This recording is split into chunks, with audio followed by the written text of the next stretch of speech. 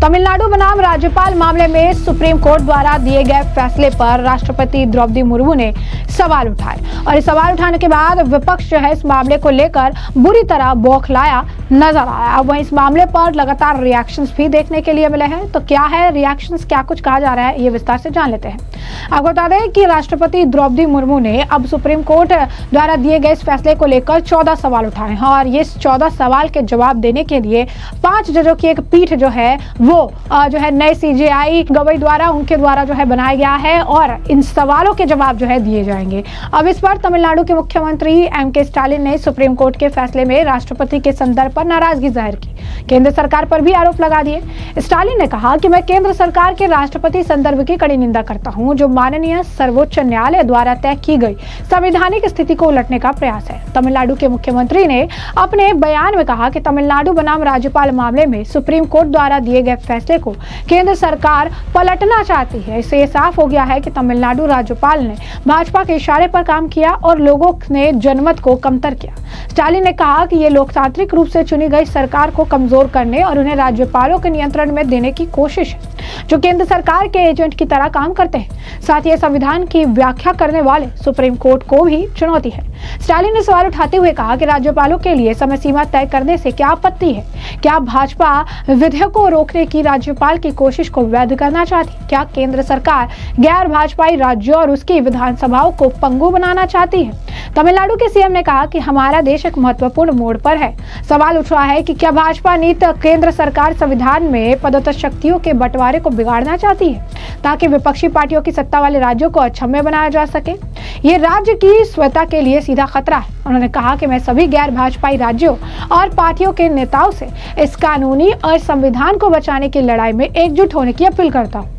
हम इस लड़ाई को पूरी ताकत से लड़ेंगे और तमिलनाडु जरूर जीतेगा। तो आप देखिए किस तरीके से यहाँ पर वो ऐसा बयान दे रही हैं, ये दिखाने का प्रयास कर रही है कि कैसे जो है स्थिति बिगाड़ने की जो है कोशिश की जा रही है। बीजेपी पर तरह तरह के आरोप लगा रहे हैं। वहीं राष्ट्रपति मुर्मू द्वारा राज्य विधियों में सुप्रीम कोर्ट के समय सीमा संबंधित निर्णय पर सवाल उठाए जाने पर पूर्व कानून मंत्री अश्विनी कुमार का भी बयान है। वो कह रहे हैं कि ये एक बहुत ही महत्वपूर्ण संवैधानिक और राजनीतिक घटनाक्रम है। राष्ट्रपति ने सुप्रीम कोर्ट को जो संदर्भ दिया वो भारत के लोकतंत्र के बारे में एक बहुत ही बुनियादी सवाल को छूता है, अर्थात न्यायपालिका और कार्यपालिका के बीच सत्ता की सीमाएं। सुप्रीम कोर्ट द्वारा इस प्रश्न पर अपना निर्णय दिए जाने के बाद देश में इस पर गंभीर चर्चा हुई है।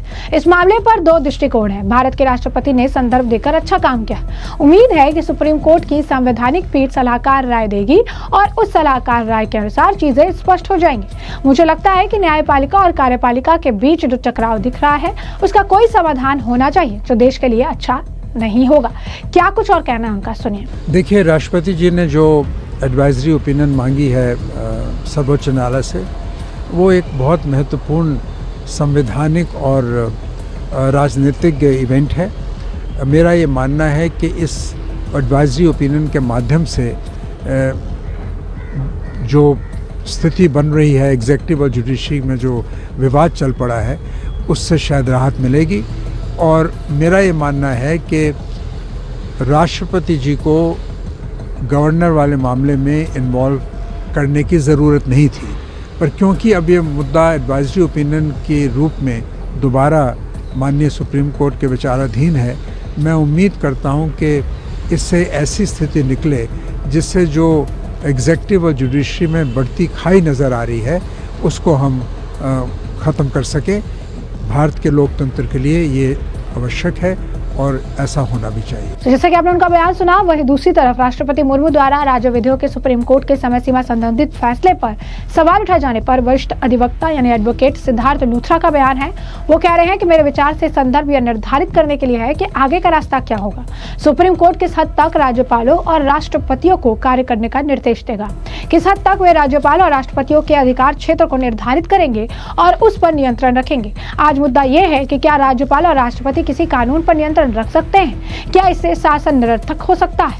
ये संघवाद के बारे में एक मुद्दा है और ये भी कि हम नागरिकों के शासन करने के अधिकार से कैसे निपटेंगे। यदि हमारे पास संवैधानिक पदाधिकारी है जो शासन द्वारा कानून बनाने की प्रक्रिया में बाधा डाल रहे हैं या उसे निरर्थक बना रहे हैं, तो क्या हम नागरिकों को शासन से वंचित नहीं कर रहे हैं? क्या कुछ और कह रहे हैं वो सुनिए। कोई ऐसा प्रश्न उठा है सुप्रीम कोर्ट के किसी फैसले से या कानूनी कोई ऐसा प्रश्न उठाए जिसके लिए वो चाहते हैं कि उनको ओपिनियन मिले सुप्रीम कोर्ट का, सुप्रीम कोर्ट उनको रास्ता दिखाए, तो वो प्रेसिडेंशियल रेफरेंस हो सकती है। आपको याद होगा 2G की जजमेंट के बाद प्रेसिडेंशियल रेफरेंस हुई थी, उस समय भी राष्ट्रपति जी ने रेफरेंस दी थी कि भाई हम जो स्पेक्ट्रम या नेचुरल रिसोर्सेज हैं, जो नेचर में चीज़ें हैं, उसको हम कैसे बेच सकते हैं। ऑक्शन ही है एक रास्ता, या किसी और तरीके से भी बेचा जा सकता है, सरकार दे सकती है। तो ये चीज़ें बार बार कई बारी आई, सुप्रीम कोर्ट जजेस की अपॉइंटमेंट में भी आपको याद होगा रेफरेंस आई, तो ये रेफरेंसेस आती रहती हैं। लेकिन इस रेफरेंस में मैं आपको बताना चाहूँगा 2 अनोखी चीज़ें हैं। पहली चीज़ तो हमें ये समझना चाहिए कि सुप्रीम कोर्ट के राष्ट्रपति महोदय क्या मांग रही हैं। वो कह रही हैं 2 चीज़ें।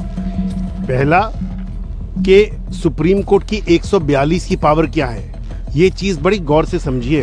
वो पूछ रहे कि सुप्रीम कोर्ट 142 में कहाँ तक जा सकती है। दूसरी चीज़ वो ये कह रहे हैं कि गवर्नर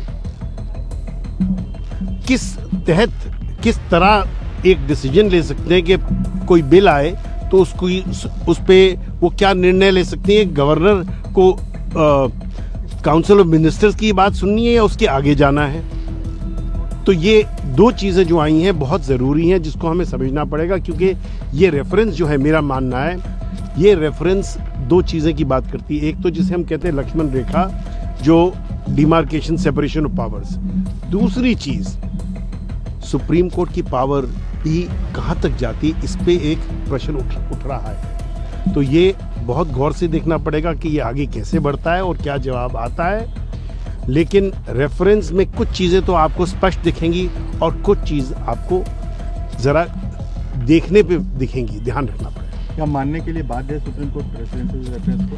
देखिए, सुप्रीम कोर्ट का जब सुप्रीम कोर्ट के पास प्रेसिडेंशियल रेफरेंस आती है तो संविधान के तहत सुप्रीम कोर्ट पे उसको जवाब देना होता है। और ऐसे भी इंसिडेंट्स हुए जहां सुप्रीम कोर्ट कह चुका है कि ये कभी जो इसमें नहीं है कि ये पॉलिटिकल क्वेश्चन है, हम इसमें नहीं जाएंगे। तो सुप्रीम कोर्ट को जवाब देना, और ये जो ओपिनियन है इसे कहते हैं सुप्रीम कोर्ट की एडवाइजरी जुरिसडिक्शन। मतलब कि सुप्रीम कोर्ट की सलाह मांगी है सरकार ने और सुप्रीम कोर्ट उसका जवाब दे रही है। पर अगर इस रेफरेंस को देखें और इसके प्रश्न देखें तो आपको दिखेगा, बड़ा स्पष्ट दिखेगा कि ये एडवाइजरी जुरिसडिक्शन नहीं है, एडवाइजरी से बियॉन्ड जा रही है। जो मुझे लगता है अब जब अदालत में चलेगा, न्यायालय में चलेगा, तब पता लगेगा कि आगे कहाँ से कैसे बढ़ता है। तो ऐसे में हमने आपको जो ये पूरा मामला है ये बड़े विस्तार से बताया कि ये पूरा मामला क्या है।